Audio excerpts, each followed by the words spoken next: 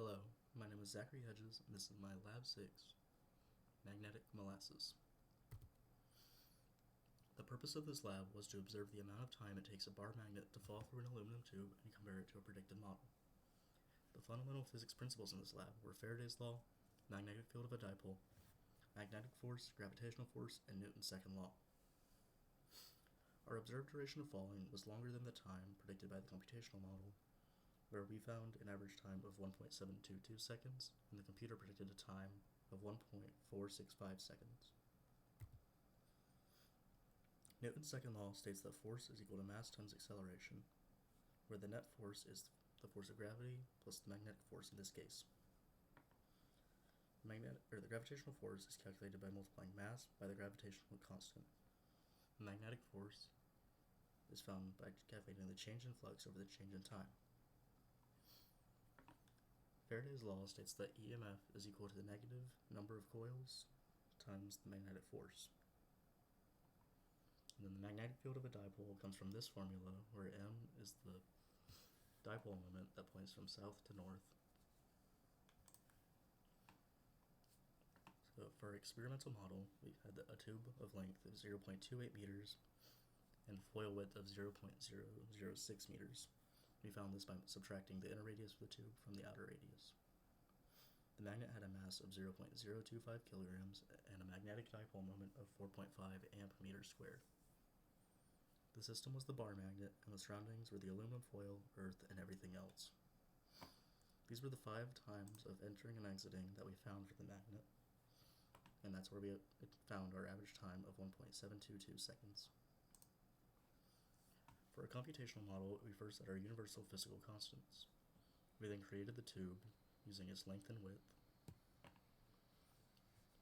We then created the bar magnet using our known values from before.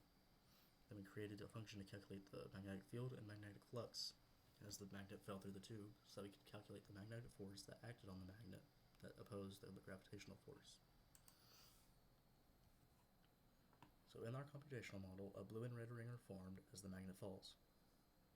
The red ring is a counterclockwise current, and the blue ring is a clockwise current if viewed from above. These currents perform negative work on the magnet to slow it down.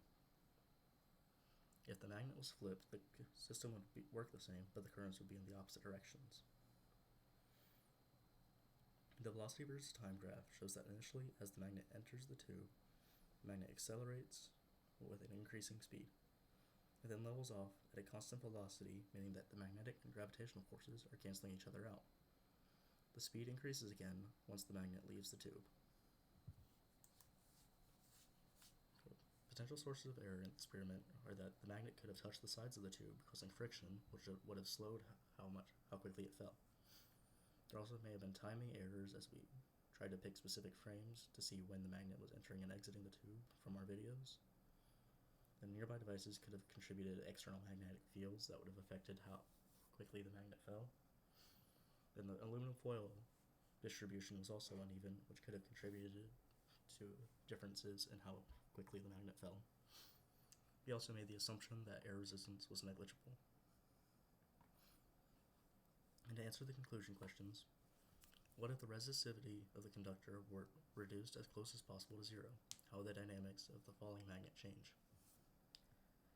The magnet would fall at a slower rate, as a lower resistivity would correlate to a greater induced current. This would increase the magnetic force that slows down the falling magnet. And then what if holes or slots were cut into the tube? How would this affect the ring currents in your model? Holes or slots would disrupt the current flowing as the magnet falls, decreasing the induced current.